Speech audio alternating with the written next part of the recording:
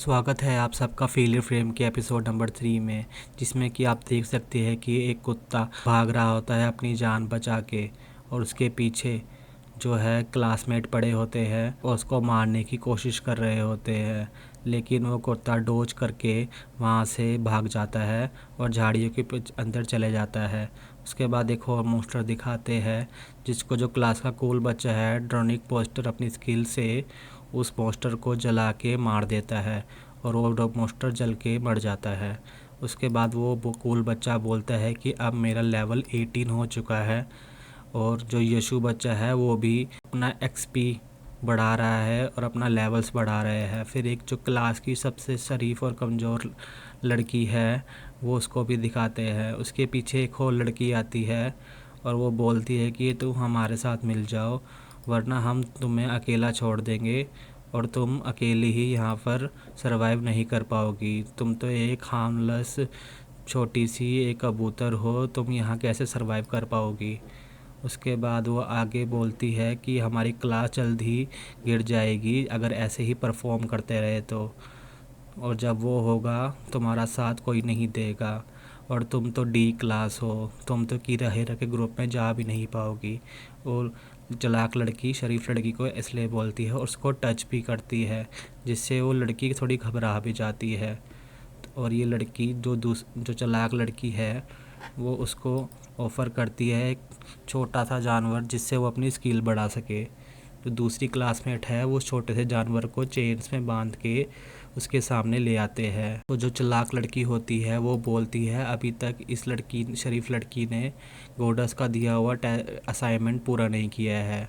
ये देख के वो अपनी तलवार उस छोटे से मॉन्स्टर के ऊपर कर देती है, पर वो अभी भी दुखी है। उसके बाद वो उस मॉन्स्टर को अपनी तलवार से मार देती है और टेस्ट को पार कर लेती है।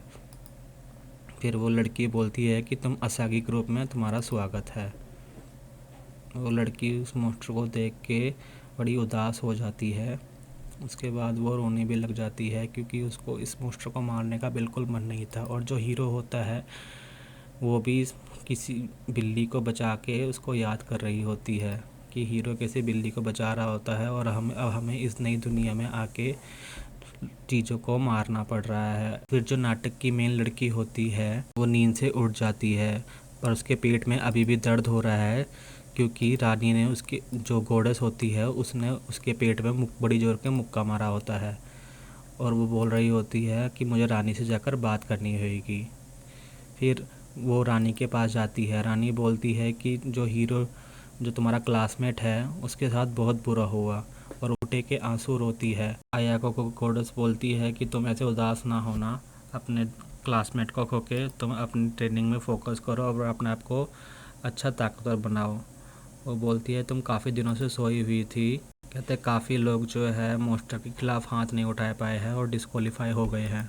वो रोने की एक्टिंग करते हुए बोलती है कि जो लोग अपना हीरो की ड्यूटी पूरी नहीं करते वो यहाँ से चले जाए तो ही अच्छा है। गोडेस बोलती है बताओ तुम्हारे दिमाग में क्या चल रहा है। लड़की बोलती है हाँ मैं तुम्हारे यहाँ के थोड़े से तौर तरीक़ों से एग्री करती हूँ, बट मैं पूरा एग्री नहीं करती। गोडेस बोलती है हाँ मैं तो बहुत अच्छी गोडेस हूँ है।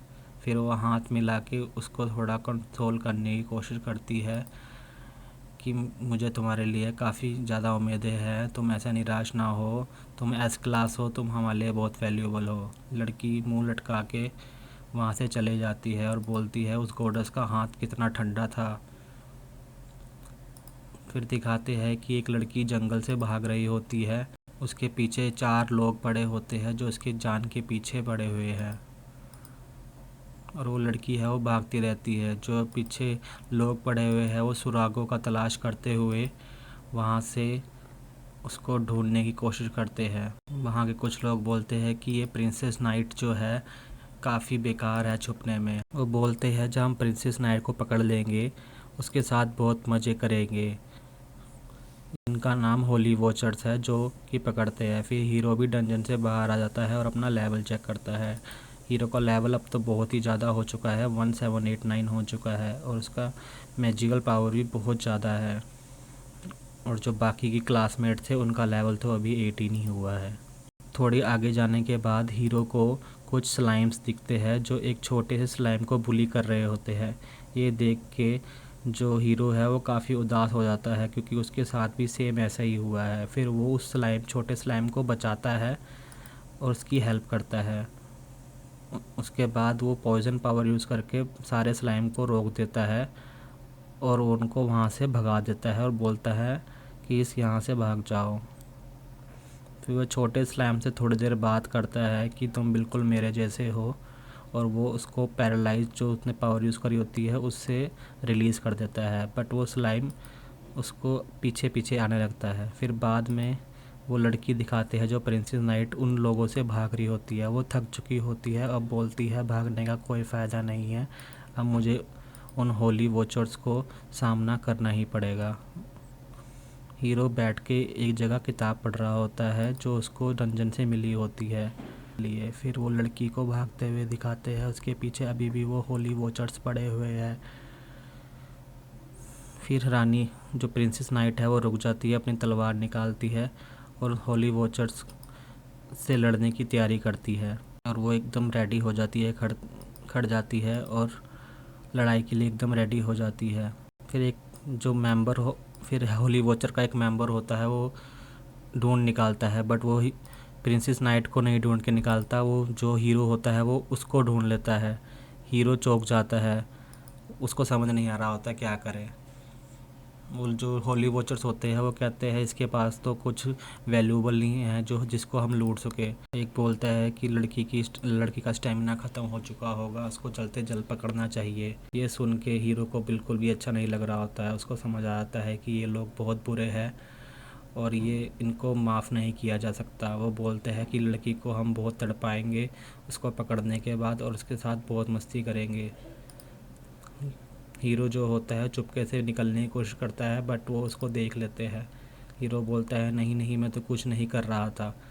फिर एक जो होली वॉचर होता है वो उस पर अटैक करता है, और हीरो जो है पैरालाइज पावर यूज़ करके उसको नीचे ही गिरा देता है, और सब खड़े हुए चुपचाप देखते रहते हैं।